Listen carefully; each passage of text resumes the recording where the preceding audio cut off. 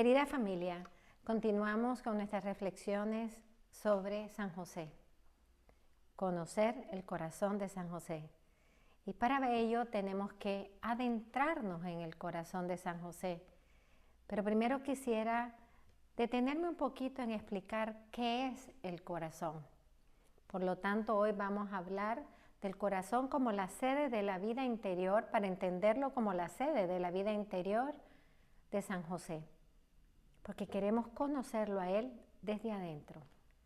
En las Sagradas Escrituras el término corazón aparece casi 1000 veces y se refiere al corazón como el centro de la vida física, de la vida moral, de todas las facultades y potencias interiores de la persona humana, de sus sentimientos, de la actividad de su voluntad, de su entendimiento y de su capacidad de reflexión y de poseer una afectividad madura, como también es ahí en el corazón que se desarrollan las virtudes que le va a llevar a actuar con coherencia. El corazón forma el centro de su unidad interior, o sea, de su ser y de su actuar. El corazón forma en la persona los rasgos de su personalidad, su conciencia moral, las capacidades de amar y de vivir en el amor y para amar, entregándose sinceramente, generosamente, incondicionalmente a la vocación sublime a la que haya sido llamado. El corazón es la sede de las disposiciones que inclinan todo el sentir interior que mueve al ser humano a hacer las opciones fundamentales de vida y a ser fiel siempre a esas opciones. Es necesario, por lo tanto, la contemplación del corazón para poder conocer la verdad interior de la persona humana. El corazón también, como nos enseña el Catecismo de la Iglesia Católica, es la sede de la vida afectiva. Por eso el corazón es el símbolo del amor. En Deuteronomio capítulo 6 escuchamos al Señor decir a su pueblo: amarás a Yahvé tu Dios con todo tu corazón, con toda tu alma y con toda tu fuerza. Queden en tu corazón estas palabras. Siendo la sede de la afectividad humana, quiere decir que del corazón nacen las decisiones de la voluntad, la reflexión, la razón y todas las potencias del amor a Dios y al prójimo. El corazón es el que se forma para ser fiel al cumplimiento de la voluntad de Dios y también para ser fieles a los deberes que exige el amor y que exige la vocación recibida. Por eso en Ageo capítulo 1 escucharemos el llamado de aplicad vuestro corazón a vuestro camino. El corazón es el que se disciplina para amar indivisamente y no distraer su afectividad con otros amores que compitan o minimicen la totalidad de la entrega, la totalidad de su donación sincera, el sacrificio y la generosidad que requiere la obediencia a la voluntad de Dios y cumplir la tarea de amor que Él nos confía. Por eso también en Deuteronomio escucharemos que el Señor nos dice: cuidad pues de no desviaros ni a la derecha ni a la izquierda, seguir en todo el camino de Yahvé. El Señor insiste en esta indivisión de la afectividad, porque Jesús mismo nos diría luego en Mateo capítulo 6, nadie puede servir a dos señores, porque aborrecerá a uno y amará al otro. El corazón como sede de la voluntad. Se requiere para actuar el querer o el no querer. Por lo tanto, en el corazón se hacen las decisiones. En el corazón se reflexiona para optar, para decidir. La voluntad que es libre puede oponerse a las sugerencias externas, incluso a las tentaciones interiores y a las rebeldías de nuestras propias pasiones bajas. O sea, el corazón libre puede resistir o puede ceder, pues esto es un acto pleno de la voluntad. El corazón libre puede optar siempre por el bien y resistir siempre el mal. Sabe formarse para madurar el corazón y que se mantenga firme en el desarrollo de las virtudes. que se mantenga firme y constante aún y a pesar de los vientos contrarios. Por eso es el corazón, como nos dice Eclesiástico, el que duerme y el que vigila. Y también nos dice el Señor que la sabiduría Él la pone en el corazón. Las virtudes crecen y maduran en el corazón porque son actos, ejercicios de la voluntad, que deben ejercitarse constantemente para crear un hábito. Por ello, para de verdad conocer a San José, querida familia, debemos contemplar su corazón, adentrarnos en su interior, ya que su corazón es el centro de toda su vida interior, es la sede de todas sus decisiones, es el lugar sagrado donde se custodia su amor por Dios y su vocación de ser custodio, esposo y padre en la Sagrada Familia, el custodio de la madre y del niño. Es su corazón el que informó cómo debía vivir su responsabilidad virginal con la Santísima Virgen y cómo realizar la sublime tarea de ser el Padre virginal del Mesías, del Salvador del mundo. En su corazón se realizaron todas sus reflexiones, pero también se hicieron todas sus decisiones. Empezaremos a contemplar juntos algunos rasgos fundamentales del corazón de San José para conocerlo desde adentro, porque solo desde adentro se conoce verdaderamente a la persona. Queremos conocer a San José desde adentro como lo conocieron Jesús y María. Vamos a empezar por el primer rasgo. San José era un hombre de corazón obediente. Él hizo lo que el ángel del Señor le había ordenado.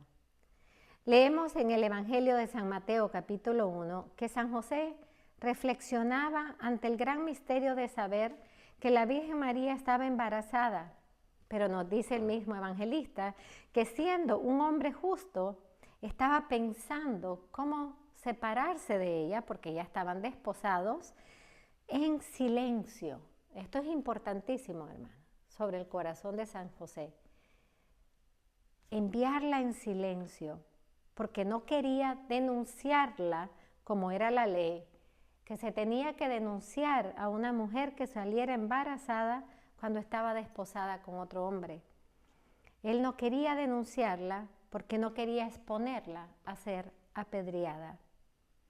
Esta misma reflexión de San José nos habla de su corazón, un corazón justo, pero si por justicia él quería enviarla en silencio y no exponerla a ser apedreada, esto nos indica, o podemos quizás hacer una deducción, que él jamás dudó de la pureza de la Virgen, sino que ante aquel misterio, igual que la Virgen, que en la Anunciación dice, ¿y cómo va a ser esto si no conozco varón? Es una pregunta de querer saber para poder cooperar mejor con el plan de salvación, con el plan de Dios. Pues también él, estemos claros, hermanos, que no dudó de la pureza de la Virgen. Si hubiera dudado de la pureza, siendo un hombre justo, la hubiera expuesto a la ley. Sino que no sabía qué hacer ante ese gran misterio que de pronto interpeló toda su vida. ¿Cuál era su papel ante esa novedad en la vida de quien era su esposa?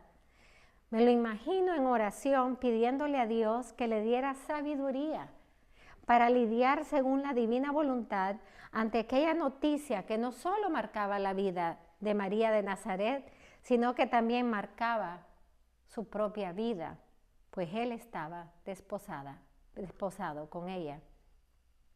Me imagino a San José preguntándole al Señor, ¿qué quieres de mí, Señor?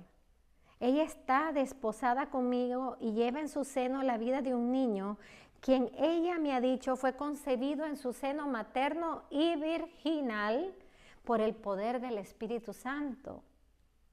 Yo estoy segura, hermanos, que esta fue su oración y su pregunta más angustiante. ¿Y por qué la deduzco? Por la respuesta que recibe del Señor por medio del ángel. Nos dice el mismo capítulo de San Mateo que mientras San José dormía, el Señor le responde directamente, y si le responde lo que vamos a escuchar, podemos deducir o concluir cuál era la pregunta de San José. Mientras pensaba en todo esto, nos dice Mateo, el ángel del Señor se le apareció en sueños y le dijo: no tengas miedo, José, de recibir a María, tu esposa, en tu casa, porque lo que ha sido engendrado en ella proviene del Espíritu Santo. También leemos que al despertar, José hizo lo que el ángel del Señor le había ordenado e inmediatamente llevó a María con el niño que estaba en su vientre a su casa. Así el corazón de San José nos revela su obediencia total a la voluntad de Dios. Este momento lo podemos considerar como la anunciación de San José, donde el Señor, por medio del ángel, le revela cuál es su misión ante el misterio de la encarnación. Le revela que Él es parte esencial de este misterio, ya que la Santísima Virgen ya estaba desposada con Él cuando fue la anunciación del ángel a ella. Aquella que había recibido el privilegio que trasciende todos los privilegios, ser madre del Señor, era su esposa.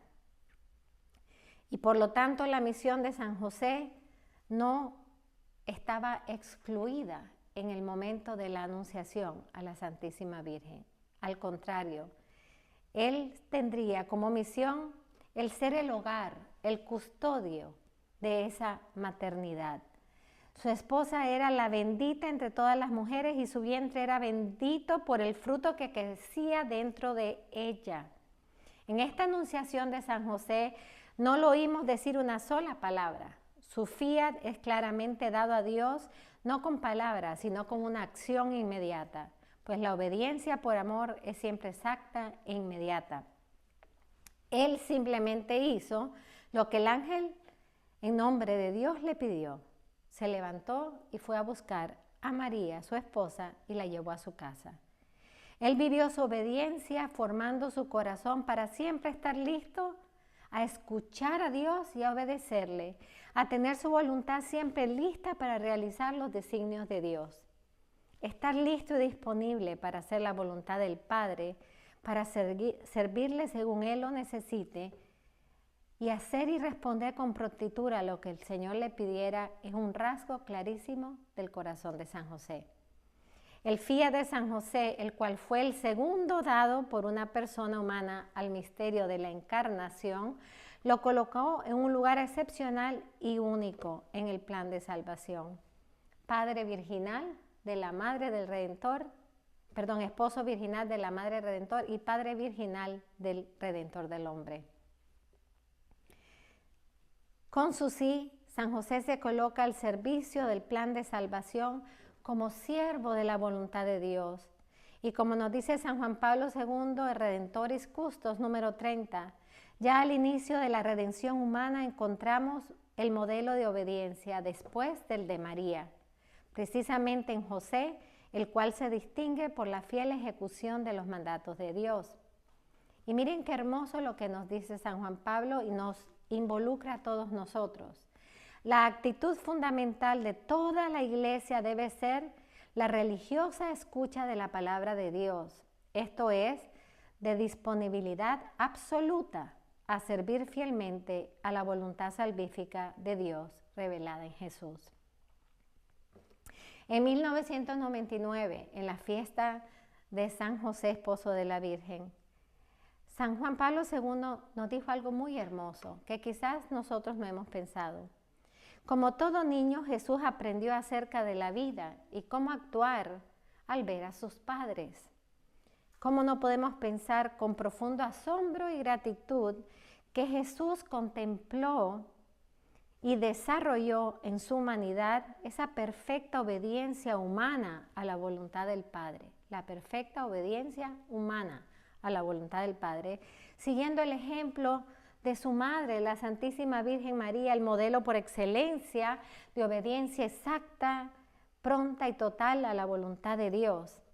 Pero también viendo el ejemplo de su padre virginal, el hombre justo, que significa el hombre con el corazón perfectamente ajustado, armonizado con la voluntad de Dios en toda clase de sucesos, en los gozos y tribulaciones, en la prosperidad y en la adversidad. Gracias, San José, por tu obediencia, por tu fiat silencioso de palabras, pero un fiat que se realizó cumpliendo exactamente el llamado de recibir en tu casa a la madre y al niño. Enséñanos a ser obedientes, aunque a veces no entendamos plenamente el misterio que el Señor nos presenta en los eventos de nuestra vida. Concluyamos con una pequeña oración a San José.